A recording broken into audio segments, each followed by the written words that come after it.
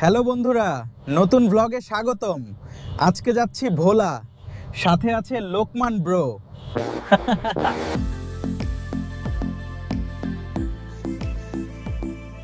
দেখতেই পাচ্ছেন আমরা এখন সদরঘাটে এই লঞ্চে করেই যাচ্ছি।